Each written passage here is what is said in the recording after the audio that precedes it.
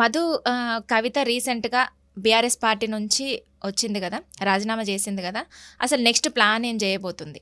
వాళ్ళకు అంటే రాజీనామాకి వాళ్ళ తండ్రి కేసీఆర్ గానీ, వాళ్ళ అన్న కేటీఆర్ గానీ సపోర్ట్ చేసిర్రా? ఏంటసలు అయితే మ్యాటర్ ఏంటి? ఆహ్, కవిత రాజీనామా కంటే ముందు, కవిత సస్పెండ్ కంటే ముందు, కవిత గురించి మాట్లాడుకుందాం ఒకసారి. కవిత కేసీఆర్ గారి కుమార్తె. అవును.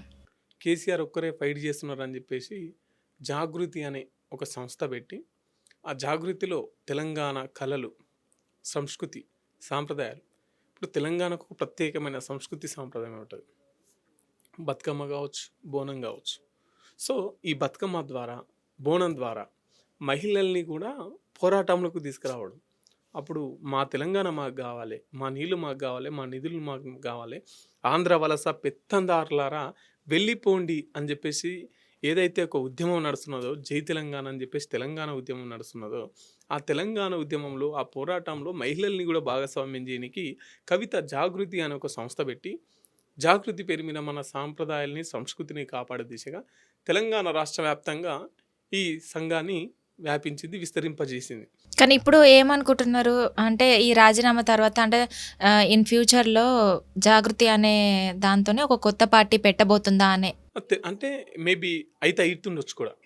ఎందుకంటే ఇప్పుడు అంటే లోకల్ సర్పంచ్ ఎన్నికలున్నాయి. తర్వాత జూబ్లీ హిల్స్ ఉప ఎన్నికలున్నాయి. మొన్న మాగంటి గోపీనాథ్ తర్వాత. సో, ఇంతకంటే ఇంత తొందరనే పార్టీ పెట్టి అంతా అంటే క్యాడర్ ఇంపార్టెంట్ కదా! సో, తను క్యాడర్‌తో మాట్లాడుకొని జాగృతి వాళ్ళ జిల్లా అధ్యక్షులతో మాట్లాడుకొని ప్రకటిస్తే బావుంటదా? ప్రకటించకపోతే బావుంటదా? లేకపోతే మళ్ళీ ఇంకా వేరే పార్టీలు చేరబోయే అవకాశం ఉందా?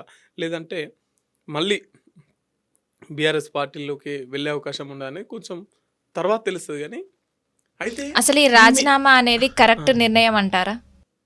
100% ఎట్లా అంటే, ఇప్పుడు ఒక మహిళ, సరే అది కేసీఆర్ కుమార్తెని ఇంకేమంటాను ఇంకేందని. ఒక మహిళ, తర్వాత కేసీఆర్ కుమార్తె, పార్టీతోని 20 ఏండ్ల అనుబంధం ఉన్న వ్యక్తి. పార్టీ గురించి 20 ఏళ్ళు పనిచేసినటువంటి వ్యక్తి.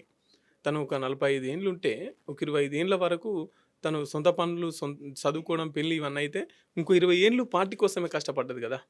పార్టీ కోసమే ఇప్పుడు నేనేమంటున్నానంటే, ఇప్పుడు ఒక కంపెనీలో, ఒక ఆఫీస్‌లో, ఒక సంఘంలో, ఒక పార్టీలో ఎవరైనా తప్పు చేస్తున్నారు అన్నప్పుడు, ఆ తప్పుకు సంబంధించినటువంటి షోకాజ్ నోటీసులు ఇవ్వాలి.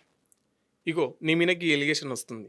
ఇగో నువ్వు ఈ విధమైనటువంటి మాట మాట్లాడినావు. ఈ విధమైనటువంటి చర్య చేసినావు. ఈ చర్యకి సంబంధించి నువ్వెందుకు చేసినావు అట్లా అనేది మాకు నోటీస్ ఇవ్వు, రిప్లై ఇవ్వు అని చెప్పేసి షోకాజ్ నోటీసులు ఇవ్వాలి. షోకాజ్ నోటీసులు ఇస్తే ఆమె ఏం రిప్లై ఇస్తుండేనో, ఎందుకు అట్లా మాట్లాడిందో తెలుస్తుండే కదా, రీజన్ తెలుస్తుండే కదా.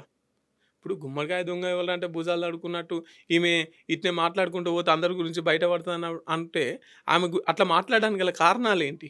20 ఏళ్ళ నుంచి అట్లా మాట్లాడలే కదా, ఇప్పుడు ఎందుకు అట్లా మాట్లాడుతున్నది? ఆమె ఎంత కడుపును వేయాలి, ఎంత బాధ ఉంటే అట్లా మాట్లాడగలుగుతుంది?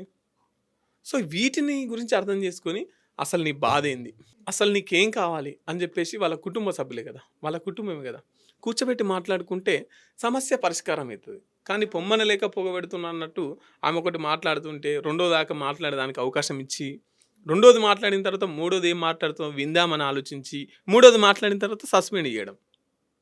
ఇప్పుడు గతంలో ఈమె ఫస్ట్ నుంచి కూడా సంతోష్ రావు మీద అలిగేషన్స్ చేస్తుంది. ఎప్పుడైతే బయటకొచ్చిందో, రజతోత్సవ సభకు సంబంధించినటువంటి అంశాలను ఒక లేఖ ద్వారా రాసి తన తండ్రికి పంపించే ప్రయత్నం చేసిన తర్వాత, చదివిన వెంటనే అతను చింపేస్తాడంట ఎవరు? కేసీఆర్ గారు. కానీ చింపేయకుండా లేఖ బయటికి రావడానికి కుట్ర పన్నింది సంతోష్ రావు గారే. తర్వాత ఈ ఈ విషయం అయిపోయిన తర్వాత మళ్ళా అది ఎవరు? సూర్యాపేట ఎమ్మెల్యే జగదీష్ రెడ్డి గారిని టార్గెట్ చేస్తూ, ఆయన లిల్లీపుట్టు, ఆయనకేం సంబంధం అని చెప్పేసి జగదీష్ రెడ్డి గారి గురించి మాట్లాడి, తర్వాత ఎవరిని? ఇప్పుడు హరీష్ రావు గురించి. హరీష్ రావు మీద ఎలిగేషన్స్ చేసిన తర్వాత మొన్న ప్రెస్ మీట్ పెట్టి మధ్యలో మళ్ళీ పల్లరాజేశ్వర రెడ్డి గారిని గుంజింది. జనగామల ఇట్లా వీళ్ళు ఒక కంపెనీ, ఒక విల్లా కట్టబోతున్నారు, ఇన్ని కోట్లు పెట్టి, ఇన్ని కోట్లు డబ్బు ఎక్కడిది? హరీష్ రావు గారు కావచ్చు, సంతోష్ రావు గారు కావచ్చు. అంటే కాళేశ్వరంలో అవినీతి జరిగింది అన్నదైతే వాస్తవమే కదా. ఇప్పుడు కాళేశ్వరం మీద అవినీతి జరిగిందని చెప్పేసి వేరే పార్టీలు మాట్లాడడం ఒక ఎత్తు, కానీ సొంత పార్టీలో ఉంటూ అవును. కాళేశ్వరం మీద అవినీతి జరిగింది కానీ మా అన్నకు మా డాడీకి సంబంధం లేదు, మిగతా వాళ్ళంతా తిన్నరు అంటే దాంట్లో అవినీతి జరిగిందని ఒప్పుకుంటున్నావు కదా. అది ఆటోమేటిక్గా కేసీఆర్ కూడా వర్తిస్తుంది కదా. అవును.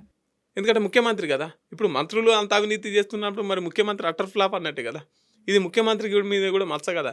ఎప్పుడైతే కాళేశ్వరం మీద సిబిఐకి ఇస్తారా అంటే తెలంగాణను సాధించిన వ్యక్తి, ఉద్యమం నడిపిన వ్యక్తి మీద సిబిఐ ముద్రేస్తారా? సిబిఐ ఇట్లా ఇట్లా చర్చ చేయొచ్చునా? తెలంగాణ అంతా బగ్గున మండాలి కదా. వీళ్ళంతా బీఆర్ఎస్ పార్టీ వాళ్ళంతా బంధుకు పిలుపునియాలి కదా. ఎందుకు ఇట్లా చేస్తలేరు? కానీ మీకు లేకపోయినా మా డాడీ మీద నాకు ప్రేమ ఉందన్నారు కదా. అంటే హరీష్ రావు మీద తుపాకీ పెట్టి కేసీఆర్ని కాలుస్తుంది కవిత. ఈ విషయం తనకు కూడా అర్థం కావట్లే. ఇప్పుడు ఫైనల్గా వచ్చేసరికి ఎవరికి వస్తుంది? కేసీఆర్కి వస్తుంది కదా. నువ్వే చెప్తున్నావు సిబిఐ ఇంకా తేల్చలేదు. అది తేల్చాల్సిన సిబిఐ. ఘోష్ కమిషన్ ఒక నివేదిక వచ్చింది. ఆ నివేదికను తీసుకుపోయి సిబిఐకి అప్పగిస్తున్నారు. దీంట్లో అవినీతి జరిగిందట. మరి ఈ శిక్షలు వేసేది ఎవరు? కోర్టు. దోషుల్ని ఎవరు తేల్చాల్సింది? కోర్టు. కానీ నువ్వు ఇంత ముందుకే తొందరపడి మా డాడీకి నాకు సంబంధం లేదు, మీతో అంతా చేసిర్రు అంటే ఆయన చేస్తుంటే మరి ఈయనేం చేస్తున్నట్టు అది కూడా సమానం చెప్పాలి కదా. మరి అప్పుడెందుకు నువ్వు మాట్లాడలేనట్టు, ఇప్పుడెందుకు మాట్లాడుతున్నట్టు, వీటి కూడా సమానం చెప్పాలి కదా. అంటే హరీష్ రావు మీద తుపాకీ పెట్టి కేసీఆర్ని కాల్చే ప్రయత్నం. ఆటోమేటిక్గా కేసీఆర్ అనేది ఇప్పుడు అందరూ అనుకుంటారు కదా అవినీతి జరగలే అని చెప్పేసి ఇన్ని రోజులు బీఆర్ఎస్ పార్టీలో ఖండిస్తూ వస్తున్నారు. కానీ అవినీతి జరిగింది. అది సంతోష్ రావు ఇంట్లో బంగారం ఉంటేనో లేకపోతే హరీష్ రావు ఇంట్లో బంగారం ఉంటేనో అది బంగారు తెలంగాణ కాదు అని చెప్పేసి మాట్లాడుతుంది. అన్నప్పుడు వాళ్ళ ఇంట్లో బంగారం ఉంది కదా, మరి అంతగానో బంగారం దోసుకుంటుంటే ముఖ్యమంత్రి గారు ఏం చెప్తుంది అన్నట్టు. ఇక్కడ తాటికొండ రాజుని సస్పెండ్ చేసిరు కదా, ఈటల రాజేందర్ని సస్పెండ్ చేసిరు కదా. మరి ఇంతమందిని సస్పెండ్ చేసినప్పుడు హరీష్ రావు గారిని, సంతోష్ రావు గారిని, ఈ జగదీష్ రెడ్డి గారిని ఎందుకు సస్పెండ్ చేయలే? వీళ్ళకి ఎందుకు వీళ్ళు ఇంత దోపిడీ చేస్తున్నా, ఇంత అవినీతి చేస్తున్నా ఎందుకు మౌనంగా ఉన్నట్టు? అంటే కేసీఆర్ కూడా దీంట్లో పాలు పంచుకున్నట్టనే అర్థమవుతుంది కదా. మరి కవిత నెక్స్ట్ ప్లాన్ ఏంటి? ఇప్పుడు బీఆర్ఎస్ పార్టీ నుండి రాజీనామా చేసింది కదా, ఆ బీఆర్ఎస్ పార్టీలో ఎలాంటి మార్పులు వచ్చినాయి?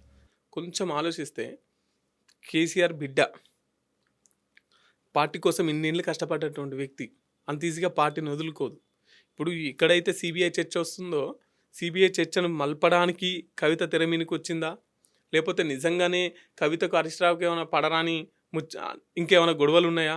ఇదంతా ఒక ఎత్తు అయితే, అంటే ఇంకొంతమంది మేధావులు ఎట్లా మాట్లాడుతున్నారంటే, మేధావుల ఆలోచన ఏ విధంగా ఉందంటే, ఇప్పుడు కేసీఆర్ ఉన్నాడు, తర్వాత కేటీఆర్ ఉన్నాడు, తర్వాత హరీష్ రావు ఉన్నాడు. ఇప్పుడు వీళ్ళ మీద నాకు విరక్తి వచ్చింది అనుకో, వీళ్ళకి నాకు పడట్లేదు అనుకో, నేను ఎక్కడికి వెళ్ళాలి? కాంగ్రెస్ పార్టీకో బీజేపీ పార్టీకో వెళ్ళాలి. సో కార్యకర్తలు కొంత దూరం అవుతుంది అన్నప్పుడు మన దాంట్లోనే ఒకరిని శత్రువుగా ప్రకటించడం అనుకో, మన దాంట్లోనే ఒకరిని ఇంకా వేరే ఆల్టర్నేటివ్గా ఇంకో ప్రత్యామ్నాయంగా ఇంకో వ్యక్తిని పెట్టినాం అనుకో, నా శత్రువు ఎక్కడికి వెళ్ళాలి? కాంగ్రెస్ పార్టీకో లేకపోతే బీజేపీ పార్టీకో పోకుండా ఇక్కడికి వస్తాడు కదా, కవిత దగ్గరికి వస్తారు కదా. ఎందుకంటే ఇప్పుడు రామన్న మీద ఎవరైనా వ్యతిరేకత ఉన్నారనుకో, హరీష్ రావు మీద వ్యతిరేకత ఉంది ఒక కార్యకర్తకి, ఆయన పోతే కాంగ్రెస్కో బీజేపీకో పోకుండా కవిత దగ్గరికి వస్తారు. సో కవిత దగ్గరికి వచ్చిన తర్వాత మళ్ళీ ఇంకో 3 ఏళ్ళు ఉంది కదా అధికారంలోకి రావాలంటే, ఎలక్షన్స్ జరగాలంటే, మళ్ళీ 3 ఏళ్లలో ఈ క్యాడర్ అంతా కాపాడే ప్రక్రియ, ఇది ఒక రాజకీయ చతురస్రం అనుకోవచ్చు కదా. వీళ్ళకే శత్రువుగా గుర్తించి క్యాడర్ని కాపాడుకోవడానికి ఇదంతా చేస్తున్నట్టు అనుకోవచ్చు కదా అని చెప్పేసి కూడా ఇంకొంతమంది మాట్లాడుకుంటున్నాం. మరి కవిత నెక్స్ట్ ప్లాన్ ఏంటంటే, ఒకవేళ పెడితే జాగృతిని రాజకీయ పార్టీగా పెడుతుందా? ఎందుకంటే బీసీ కోసం అని చెప్పేసి బీసీ ఫైట్ చేస్తున్నది కదా. ఈ రాజకీయ పార్టీ పెట్టి ఇట్లా బీసీని ముంగటేసి ఏమన్నా అధికారంలోకి అనే నినాదంతో ముందుకు వస్తున్నదా? అదైతే మనం కొన్ని రోజులు అయితే తెలుస్తుంది మనస. ఇప్పుడు కవిత రాజీనామా అనేది పార్టీకి నష్టమా లేదంటే లాభం అంటారా? పార్టీకి అయితే ఈ ప్రస్తుతానికి నష్టం. ప్రస్తుతానికి ఎట్లా నష్టం అంటే, ఇంకొంతమందిలో అభద్రత ఏర్పడుతుంది. ఎట్లా అంటే, సొంత బిడ్డకి ఈ విధంగా అన్యాయం జరిగింది, సొంత బిడ్డకి ఇట్లా చేసినంటే రేపు మేమెంత అని చెప్పేసి మిగతా పార్టీలో ఉండే నాయకులు అనుకుంటారు కదా. సో ఇంకోటి, ఇప్పుడు కవిత మంచి లీడరు, మంచి పొలిటీషియన్, మంచి పొలిటికల్ లీడరు, క్యాడర్ని కాపాడి క్యాడర్ని నిలబెట్టేటువంటి వ్యక్తి. ఆమెను కోల్పోవడం పార్టీ కూడా కొంత నష్టమే కదా. ఆమెకు ఇప్పుడు జాగృతి కావచ్చు, కవిత ఫాలోవర్స్ కూడా కవితకు సంబంధించిన వ్యక్తులు పార్టీకి దూరం అవుతుంది అన్నట్టే కదా. సో కొంతవరకు అయితే పార్టీకి ప్రస్తుతానికి నష్టమే. మరి కేసీఆర్ గారు ఏం ఎత్తుగాడేస్తున్నారు, ఎందుకు ఇంత మౌనంగా ఉంటున్నారు అనేది కొన్ని రోజులు అయితే తెలుస్తుంది.